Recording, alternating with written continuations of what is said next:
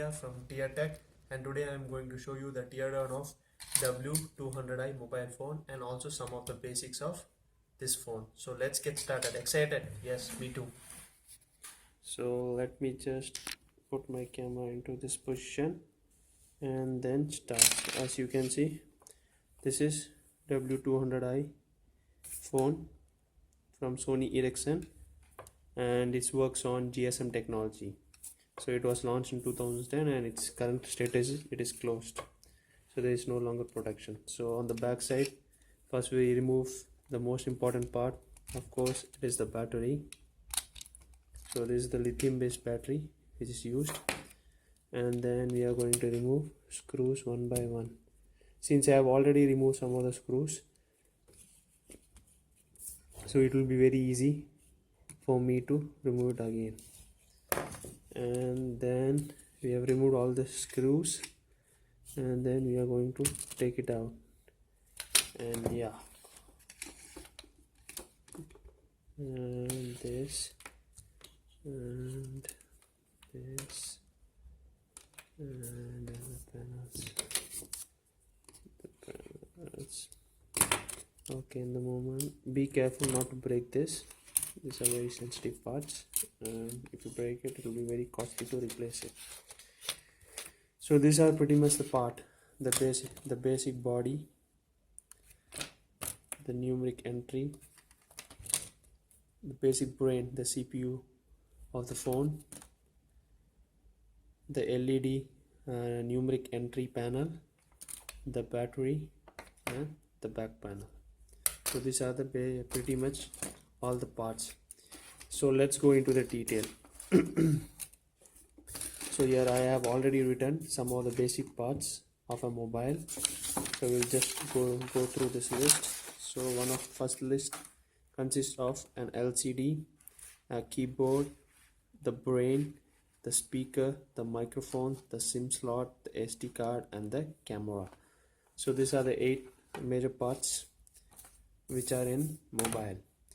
Now coming to the brain, as I mentioned brain in the previous paper, so it contains, the brain is divided into 3 sections. It consists of a DSP processor, a control processor, and a to D converter.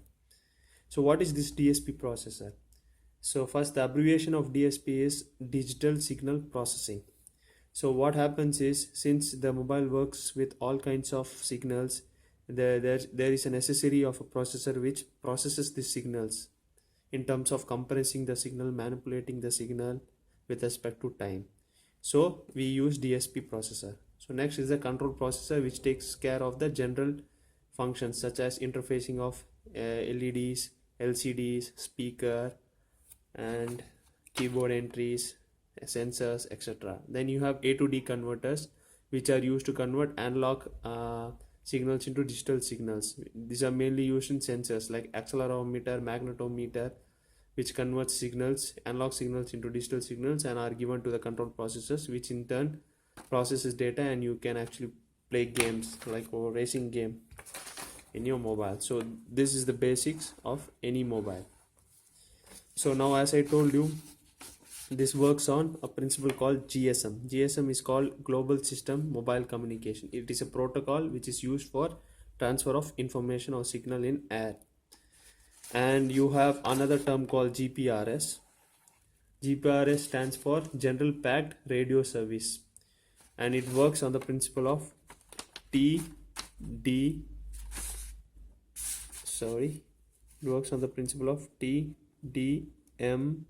So it means time division multiple access.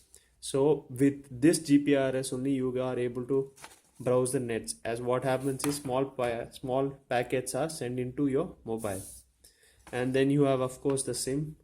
So what is the abbreviation of SIM? It is subscriber identity module. It consists of a user identity and a phone book. It's basically a smart card. So since GSM module is a protocol and it needs a carrier frequency is a frequency through which the signals are sent. So this frequency ranges in between 900 megahertz to 1800 megahertz. So this is the basic outline of a mobile communication. So now, since we have stripped down our Sony Ericsson, so now I will show you and what I have written in the paper. Now it's time to see to the real. So the first is LCD screen. So without this there will be no interaction in your mobile. If you see on the back of the LCD screen, these are the PCBs, complex PCBs, which do the function of displaying a data to you. Then you have a small button here, this is called the navigation button, and then of course this is the SD card slot, in which you can put your 8 GB or 32 GB, whichever it supports, and then you can store movies or endless videos, etc. Coming back to this side, and then you can see, of course you can guess on seeing this is the camera which is used to take photos. This is the SIM card slot where the SIM card is placed and it is interfaced. And as I told you, this section, there is a boundary drawn here just to differentiate from other circuits. So a black rectangle to my left is A to D converter. This is the main DSP processor, and this is the general controller. And then for transmission of signals, what you need is an antenna, and this is the antenna, high dB antenna. And these are the buttons, small buttons. If you can see clearly, these are the small buttons for switching on, volume increase, volume decrease, etc. So this is the general. Again I will repeat, this is the A to D converter, the DSP processor, and the general controller. Okay, so now let's go to the keypad entry, and this is a simple numeric entry.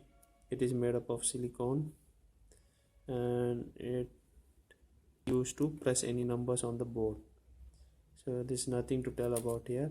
So this is the main part. This is the numeric entry panel, and here you see the 4 LEDs which glow when you press any number, thus making it easier for you to text.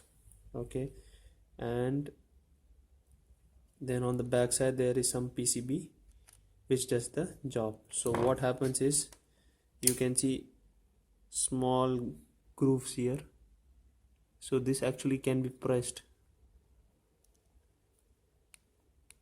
I hope you hear the sound, the click sound.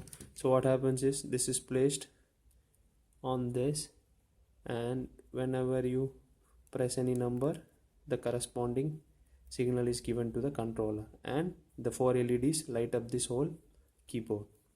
So this is about the keyboard.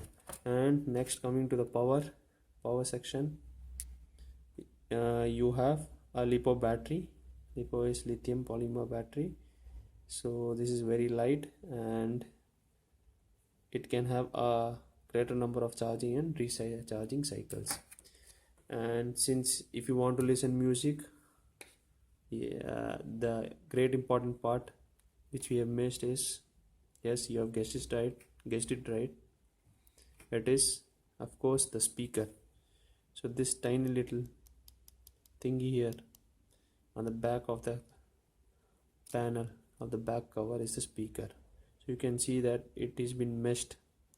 It has a meshed net here to protect it from water, and this has a 2 leads which is connected to your phone motherboard. So whenever you play any songs, the sound is being displayed onto this. Yeah, you see that 2 leads. So the songs are being displayed. So what we have seen, I will do a quick revision. The LCD screen, the main motherboard, the SD slots, the SIM card slots, the A to D converters, the DSP, the main controller, the cameras, the buttons on off, and the volume up down controls, the antenna, and then of course the keyboard and its LEDs to light up, and the battery and the speaker.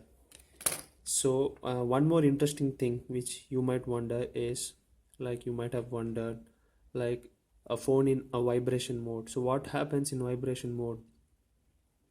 So like when you put phone in a vibration mode, the thing is a small motor is placed inside with a high inertial object placed in its axis. So when the motor rotates, it kind of vibrates the thing. So for your convenience, I've actually